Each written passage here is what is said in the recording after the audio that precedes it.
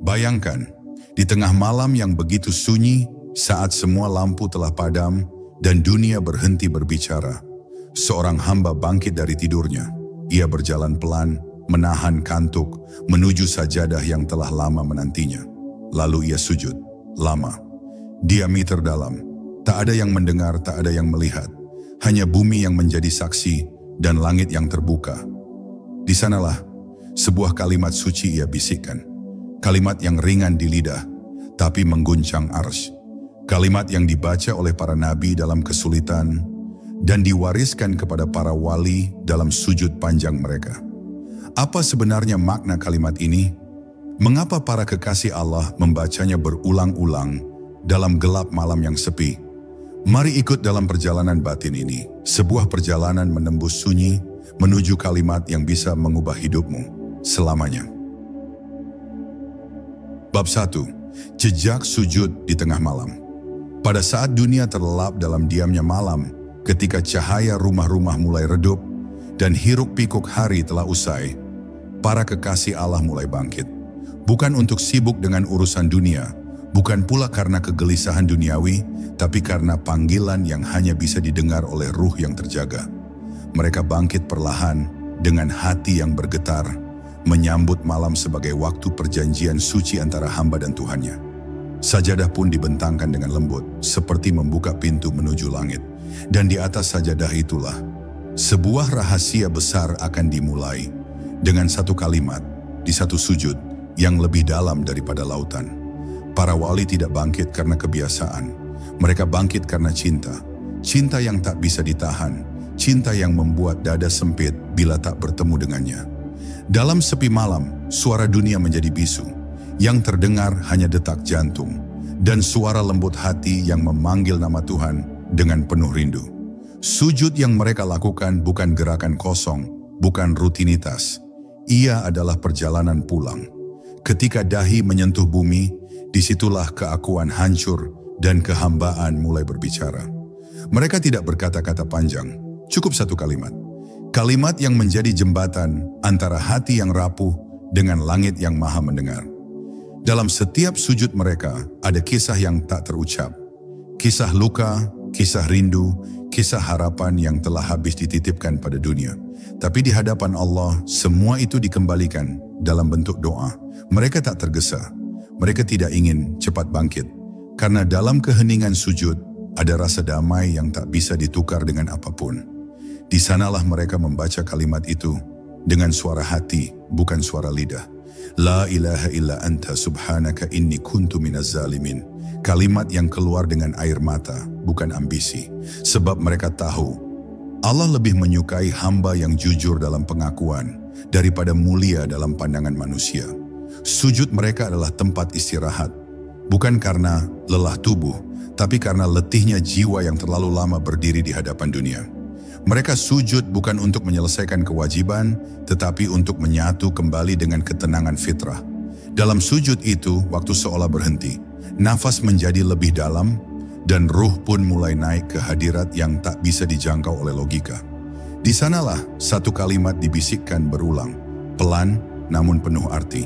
Kalimat itu bukan sekadar doa keselamatan, tapi pengakuan terdalam dari makhluk yang sadar bahwa satu-satunya tempat pulang hanyalah kepada Allah. Dan ketika akhirnya mereka bangkit dari sujud, tidak ada tepuk tangan, tidak ada sorotan.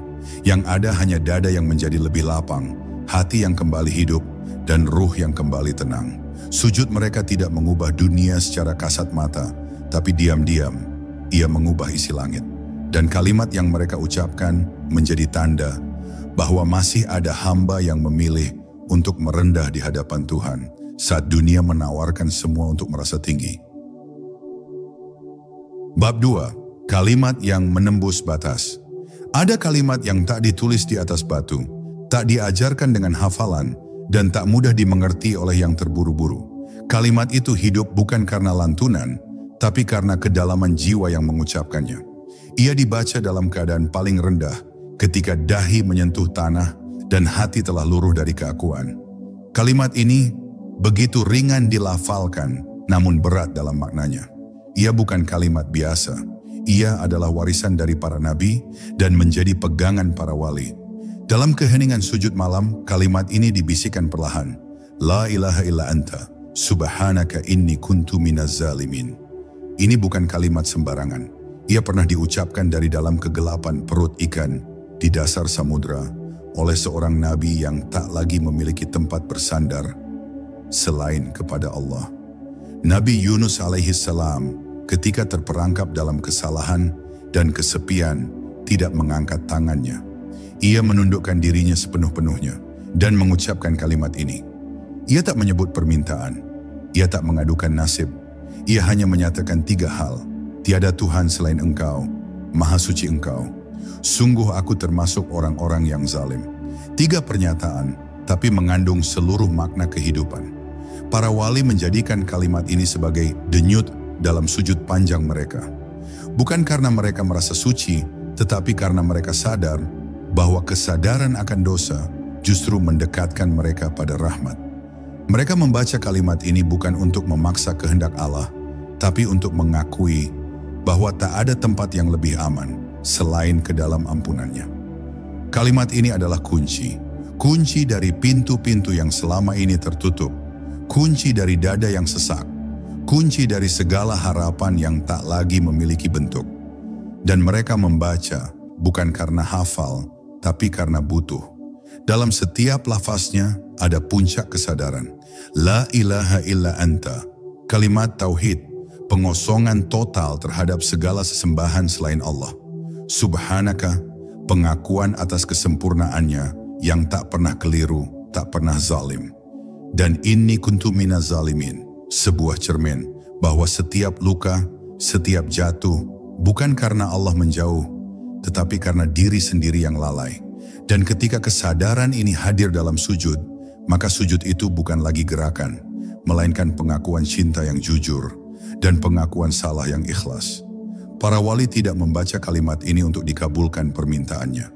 Mereka membacanya agar diperbaiki hatinya, agar Allah membersihkan apa yang kotor, melapangkan apa yang sempit, dan menghidupkan kembali ruh yang nyaris mati karena dunia.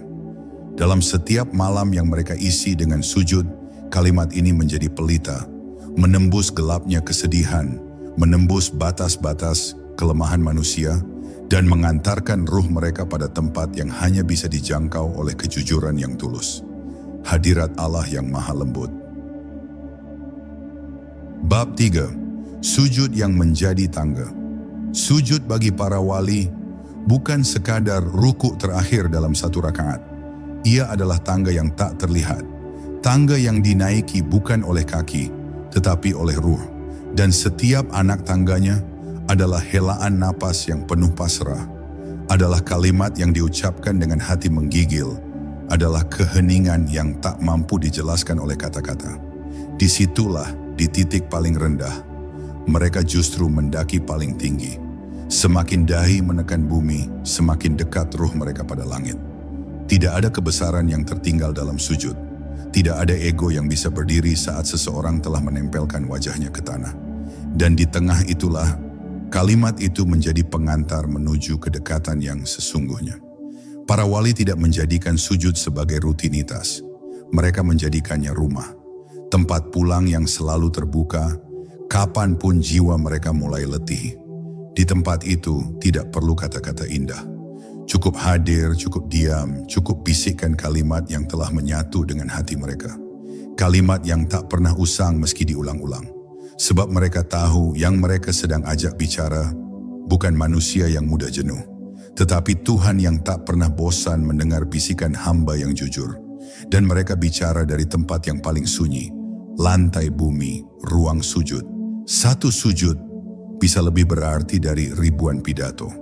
Karena dalam sujud tak ada topeng, yang tersisa hanyalah hamba dan Tuhannya. Dan ketika para wali membaca La ilaha illa anta, subhanaka inni kuntu minaz zalimin, dalam sujud yang panjang, mereka seperti membuka pintu-pintu kesadaran. Setiap pengakuan dalam kalimat itu menjadi tapak kaki untuk naik. Naik dari kejahilan menuju cahaya. Naik dari ego menuju kerendahan hati. Naik dari perasaan menguasai menjadi perasaan dikuasai oleh kasih Allah semata. Mereka tak tergesa karena mereka tahu Sujud adalah tempat di mana waktu berhenti berdetak. Dunia menjadi bisu dan hati menjadi hidup. Dan kalimat itu bukan bacaan kosong, melainkan pijakan ruhani. Sebuah pelafalan yang menjadi tali, mengikat mereka pada ketundukan, tidak memaksa langit turun, tapi mengangkat jiwa ke atas. Semakin dalam sujudnya, semakin lapang jiwanya. Semakin lama diamnya, semakin jelas bisikan langit yang masuk ke dalam dada. Sujud para wali mengajarkan bahwa kita tak perlu teriak untuk didengar oleh Tuhan. Kita hanya perlu tunduk, kita hanya perlu jujur. Dan kalimat itu, kalimat yang dulu terucap dari kegelapan laut, kini bisa menjadi cahaya dalam gelapnya batin kita. Maka mereka sujud lagi dan lagi.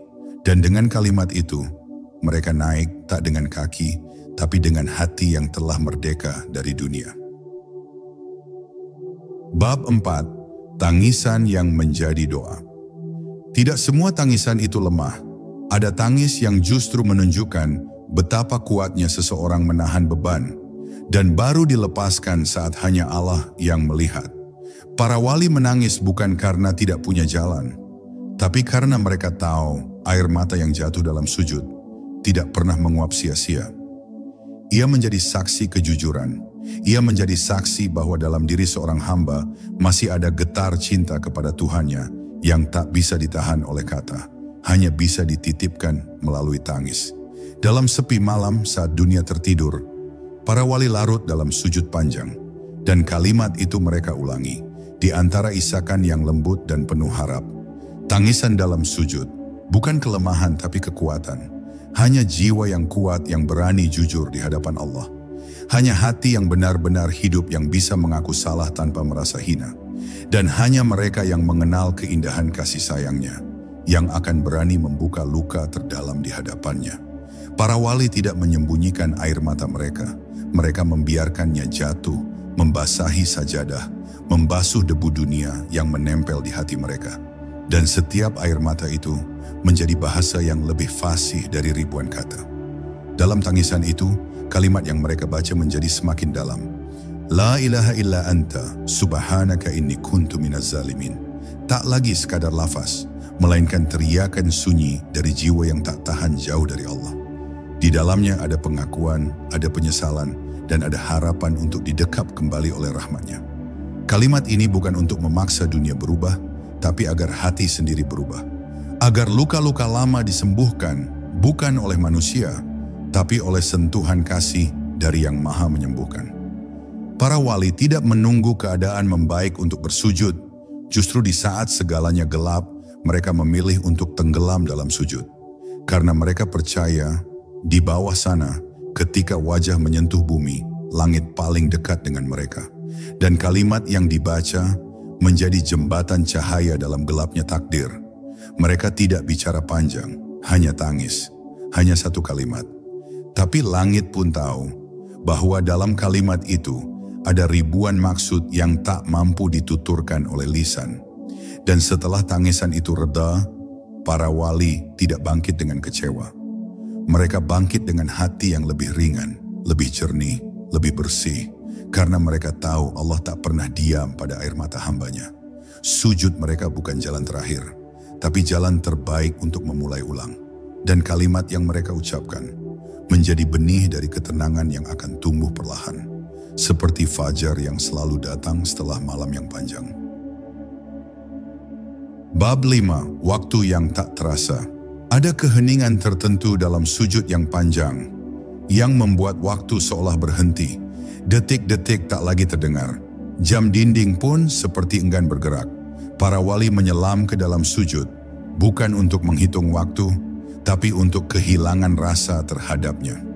Dalam keheningan itu, hanya satu hal yang mereka sadari, bahwa mereka sedang dekat, sangat dekat dengan Allah. Dan di tengah kedekatan itu, kalimat suci, La ilaha illa anta, subhanaka inni kuntu minaz zalimin, mengalun seperti nafas. Bukan lagi dibaca, tapi seolah menjadi denyut nadi mereka. Bagi kita, sujud panjang mungkin terasa berat. 5 menit saja bisa membuat tubuh gelisah, pikiran melayang, dan lutut terasa kaku. Tapi bagi para wali, 5 menit terasa seperti 1 detik. Bahkan 1 jam pun seperti hanya sekejap. Bukan karena tubuh mereka kuat, tapi karena hati mereka telah larut. Ketika hati sudah tenggelam, tubuh hanya mengikuti. Sujud pun tak lagi menjadi beban, melainkan rumah. Sebuah tempat beristirahat dari lelahnya hidup, dari hiruk-pikuk dunia, dari suara-suara batin yang tak pernah berhenti berteriak. Di dalam sujud itulah waktu kehilangan makna dan hanya yang abadi yang terasa nyata. Kalimat yang diucapkan perlahan itu bukan hanya doa. Ia adalah titik fokus, tempat seluruh perhatian dan keikhlasan diarahkan. Setiap lafaznya seperti mengetuk pintu langit. Dan semakin sering diulang, semakin dalam ia tertanam di hati. Waktu yang berlalu tidak meninggalkan lelah. Ia justru menyisakan kelegaan. Sebab bagi para wali, waktu yang paling berharga adalah waktu yang digunakan untuk merendah di hadapan Tuhan. Bukan untuk mengejar tinggi di mata manusia. Mereka tak pernah takut kehilangan waktu untuk dunia. Karena mereka tahu, di hadapan Allah, setiap detik yang digunakan untuk sujud dan doa akan kembali dalam bentuk ketenangan yang tak bisa dibeli oleh apapun. Kalimat yang mereka bisikkan menjadi kompas yang menuntun arah jiwa.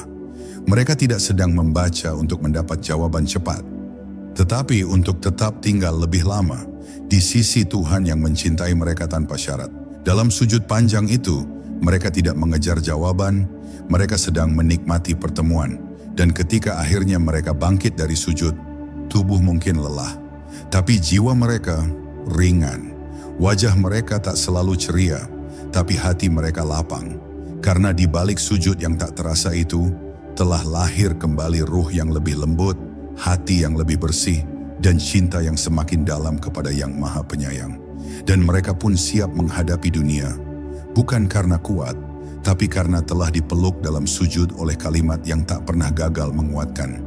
La ilaha illa anta, subhanaka inni kuntu minaz zalimin. Bab 6. Sebuah cermin batin. Tak banyak tempat di dunia ini yang mampu memantulkan diri kita sebagaimana adanya. Cermin hanya menampilkan rupa luar, tapi sujud memperlihatkan wajah batin. Dan kalimat yang dibaca dalam sujud, kalimat yang sama yang para wali ulangi dalam hening dan tangis, adalah cermin yang jujur, yang tak bisa kita tipu. La ilaha illa anta, subhanaka inni kuntu minaz zalimin. Di dalamnya, tersimpan seluruh inti perjalanan spiritual, tauhid, penyucian, dan pengakuan. Saat kalimat itu diucapkan, jiwa seperti berhenti berlari. Ia tidak lagi mencoba membenarkan diri, tidak lagi mencari-cari alasan atas luka dan kegagalan yang dialaminya. Kalimat ini memaksa kita untuk bercermin, bukan pada orang lain tapi pada hati sendiri. Kita mulai menyadari bahwa banyak dari hal-hal yang menyakitkan dalam hidup bukan semata karena keadaan, tapi karena kita sendiri pernah zalim, pernah lupa, pernah menjauh. Kalimat itu tidak menghukum, tapi menyadarkan. Ia menundukkan kepala kita, bukan karena kita kalah, tapi karena kita mulai melihat dengan jujur. Para wali tidak memakai kalimat ini untuk mencela diri secara berlebihan. Mereka tidak menenggelamkan diri dalam rasa bersalah yang melemahkan. Sebaliknya, kalimat ini mereka ucapkan untuk memohon dibersihkan, untuk kembali ke titik fitrah, untuk mengingatkan hati bahwa Allah tak pernah meninggalkan, hanya kita yang sering tidak datang. Dan ketika mereka mengucapkan in kuntu minaz zalimin, itu bukan berarti mereka telah kotor selamanya. Itu berarti mereka sedang mengetuk pintu agar disucikan kembali. Sujud yang diiringi kalimat ini menjadi tempat pembersihan, tempat luka-luka lama dilepaskan, tempat harapan-harapan baru ditanamkan. Para wali menjadikan kalimat ini bukan hanya bacaan, tapi proses. Sebuah proses mengenali kesalahan, menerima kelemahan, lalu menyerahkannya kepada Sang Maha Kuat. Dan anehnya, setelah pengakuan itu terucap dengan tulus, dada yang sempit menjadi lapang, rasa bersalah berubah menjadi kelembutan, dan kelembutan itu menjadi sayap bagi ruh untuk terbang lebih dekat kepadanya. Inilah mengapa kalimat ini begitu dijaga oleh para wali, karena ia bukan hanya ucapan, tapi perjalanan. Ia bukan hanya cermin, tapi juga cahaya. Dan dalam sujud, ketika dunia menjadi hening dan hanya tinggal kejujuran yang tersisa, kalimat ini menyinari hati, memperlihatkan kotoran yang belum dibersihkan, sekaligus menawarkan air rahmat untuk menyucikannya kembali. Dan siapapun yang bersedia jujur dalam sujud akan merasakan hal yang sama, bahwa Allah tidak menolak hamba yang datang dalam keadaan mengaku salah dan ingin pulang. Bab 7. Rahasia di balik kegelapan. Kita sering takut gelap, takut akan hal yang tak terlihat, takut akan masa depan yang tak pasti, takut akan kehilangan yang belum tentu datang. Tapi para wali tidak gentar menghadapi gelap, karena mereka tahu bahwa dalam kegelapan yang paling pekat, cahaya Allah justru paling terasa nyata. Dan kalimat yang mereka baca dalam sujud adalah cahaya itu. La ilaha illa anta, subhanaka inni kuntu minaz zalimin. Bukan hanya kalimat pengakuan, tapi lentera yang menerangi lorong-lorong kelam dalam hati dan hidup. Nabi Yunus mengucapkannya bukan di masjid, bukan di taman, bukan pula di tempat suci. Ia mengucapkannya dalam perut ikan, di dasar laut, di tengah malam. 3 lapis kegelapan. Tidak ada cahaya, tidak ada manusia lain, tidak ada jalan keluar yang terlihat. Tapi justru dari tempat tergelap itulah datang pertolongan yang paling terang. Inilah yang diyakini para wali, bahwa gelap bukanlah akhir, bahwa saat cahaya dunia padam, ada cahaya dari langit yang tetap menyala. Selama kita tahu kata-katanya. Dan kalimat itu adalah kunci dari rahasia malam. Para wali tidak menunggu hidup sempurna untuk bersyukur. Mereka justru bersyukur dalam kegelapan. Mereka tidak menunda sujud sampai masalah selesai. Mereka justru sujud di tengah badai. Karena bagi mereka, bukan terang yang menumbuhkan iman, tapi justru gelap. Dalam gelap, semua keinginan dunia dilepas.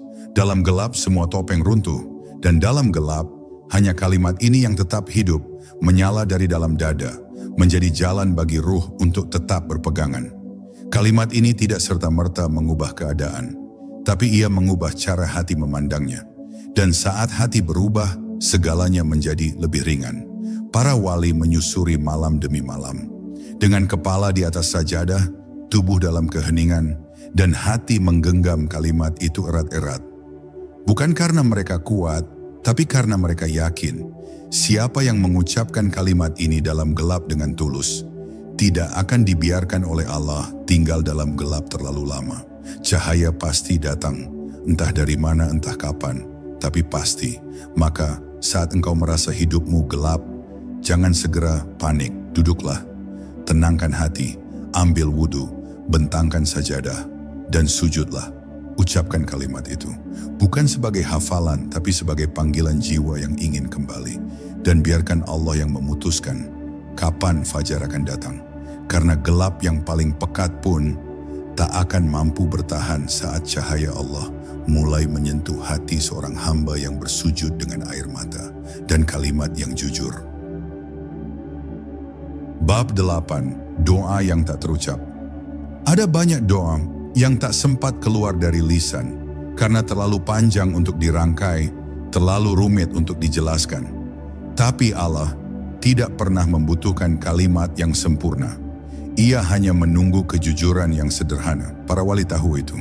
Maka dalam sujud mereka yang lama, mereka tidak menyusun doa panjang. Mereka tidak sibuk mengatur kata. Mereka hanya membaca satu kalimat berulang-ulang. La ilaha illa anta, subhanaka inni kuntu minaz zalimin. Dan di balik kalimat itu, tersimpan ribuan doa yang tak sempat terucap. Kalimat ini adalah tempat berlindung, sebuah ruang kecil, tempat kita bersembunyi dari riuhnya dunia dan kekacauan hati sendiri. Para wali tidak memaksakan permintaan mereka kepada Allah. Mereka tahu, Allah lebih tahu. Mereka hanya ingin didengar. Didengar bukan hanya ucapannya, tapi isi hatinya. Dan dalam kalimat ini, mereka menemukan bahasa yang cukup. Satu kalimat yang mampu mewakili semua yang tak sanggup dijelaskan. Ia adalah surat yang dibaca dengan air mata. Dan Allah, sebaik-baik pembaca, selalu mengerti isinya, meski tak satu pun dituliskan. Seringkali kita merasa harus menjelaskan segalanya pada Allah. Tapi para wali menunjukkan bahwa cukup dengan satu kalimat yang tulus, langit sudah memahami segalanya.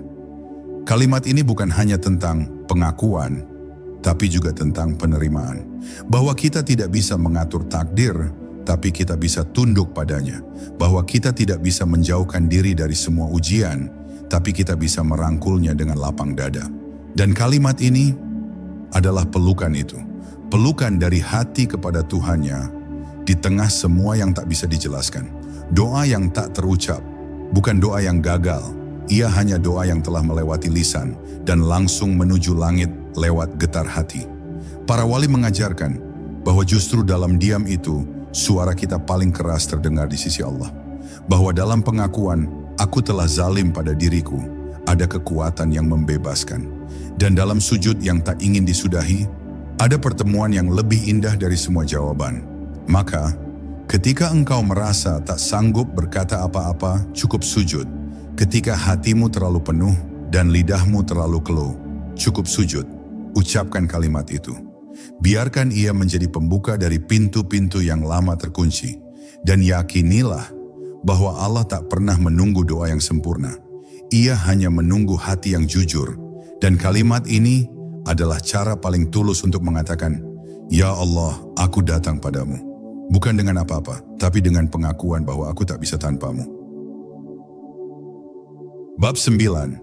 Ketundukan yang membebaskan. Dalam hidup yang penuh dengan tuntutan dan tekanan, kita sering merasa harus menjadi kuat, harus selalu benar, harus selalu tampak baik. Tapi para wali justru menemukan kebebasan sejati saat mereka benar-benar tunduk. Bukan di hadapan dunia, tetapi di hadapan Allah. Di saat wajah menyentuh bumi dan hati menunduk penuh kesadaran, disitulah beban dunia terangkat. Dan kalimat yang mereka ucapkan di tengah sujud itu, La ilaha illa anta, subhanaka inni kuntu minaz zalimin. Menjadi pernyataan bahwa kita tidak perlu menjadi sempurna untuk dicintai oleh Tuhan.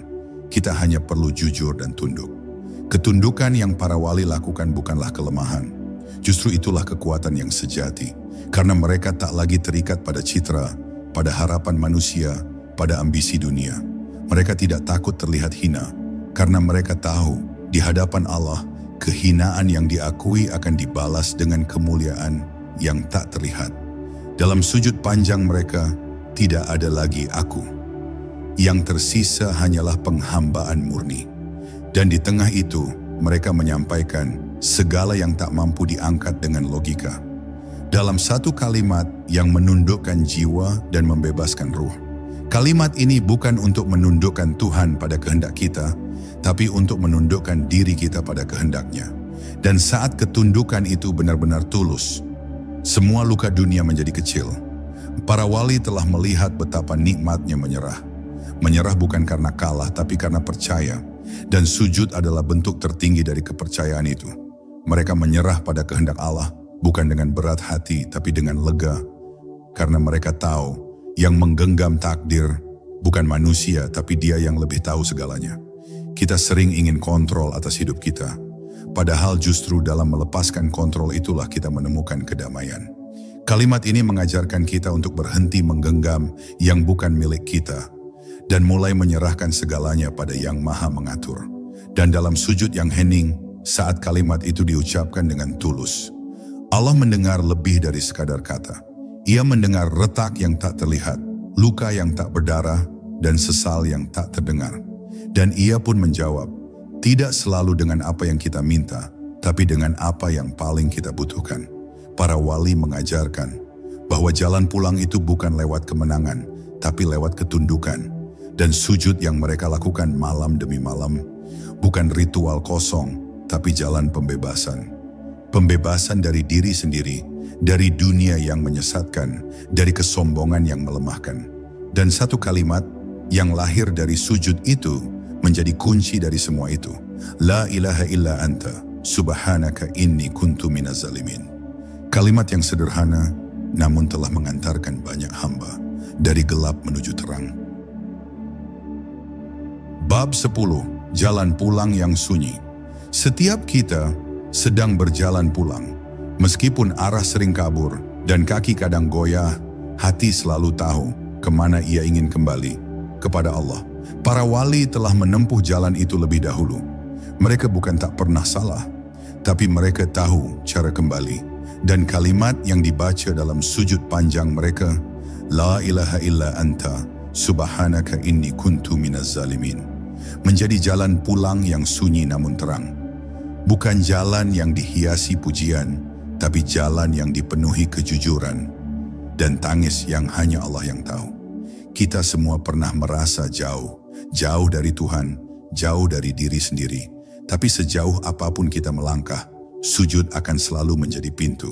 Dan kalimat itu akan selalu menjadi kunci. Ia adalah bahasa untuk yang tak sanggup berkata-kata. Ia adalah pintu untuk yang tersesat di tengah riuh dunia. Ia adalah cahaya bagi hati yang nyaris padam. Dan para wali dalam kesunyian malam mereka tak pernah lupa membisikkan kalimat itu. Sebab mereka tahu bahwa yang paling setia adalah Allah yang tetap membuka pelukannya, bahkan saat kita datang dalam keadaan paling rapuh. Dalam satu sujud yang jujur bisa terkandung seluruh perjalanan hidup. Dalam satu kalimat yang tulus bisa terangkat seluruh dosa dan beban yang selama ini tersembunyi. Dan para wali telah menunjukkan bahwa kemuliaan tidak selalu datang dari banyaknya ibadah, tetapi dari kedalaman pengakuan. Mereka tidak membanggakan amalan mereka, tapi membesarkan nama Allah dalam hati mereka. Mereka tidak merasa layak.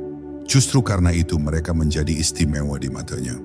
Dan kalimat itu menjadi saksi bisu dari seluruh kerendahan hati yang mereka hadiahkan kepada Allah.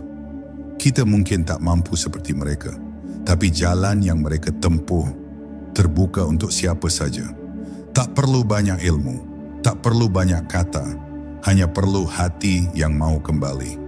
Hanya perlu sujud yang jujur meski hanya sekali dalam seumur hidup.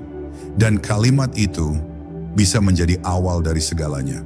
Awal dari sembuhnya hati. Awal dari lunaknya jiwa. Awal dari hadirnya cahaya dalam hidup yang selama ini terasa gelap dan kosong.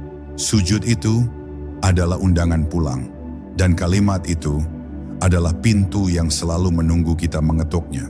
Maka saat dunia mulai membebani, saat hidup terasa sempit, jangan cari jalan keluar terlalu jauh. Cari sajadah, cari sepi, cari waktu paling sunyi, dan sujudlah, bacalah kalimat itu. La ilaha illa anta, subhanaka inni kuntu minaz zalimin. Ucapkan dengan tenang, ucapkan dengan jujur, ucapkan dengan tangis yang tulus. Karena bisa jadi, dalam satu sujud itu, Allah mengubah seluruh hidup kita. Bukan karena kita pantas, tapi karena Allah Maha Penyayang kepada hamba yang datang dalam keadaan paling rendah dan memohon dengan pengakuan paling murni.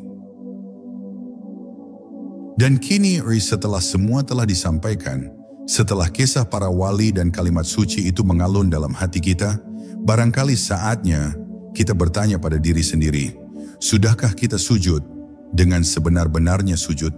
Kalimat itu, La ilaha illa anta, subhanaka inni kuntu minaz zalimin, bukan hanya milik orang-orang pilihan. Ia adalah warisan untuk setiap hati yang ingin pulang, untuk setiap jiwa yang ingin dibersihkan, untuk setiap insan yang merasa tak sanggup berdiri, tapi masih ingin dekat dengan Tuhan. Maka jangan tunggu sempurna untuk sujud. Jangan tunggu kuat untuk kembali. Karena justru dalam kerendahan itulah Allah paling dekat dan rahmatnya paling luas. Semoga kalimat ini menjadi cahaya dalam gelapmu, menjadi penghapus dalam salahmu, dan menjadi jalan pulang dalam sujud terindahmu.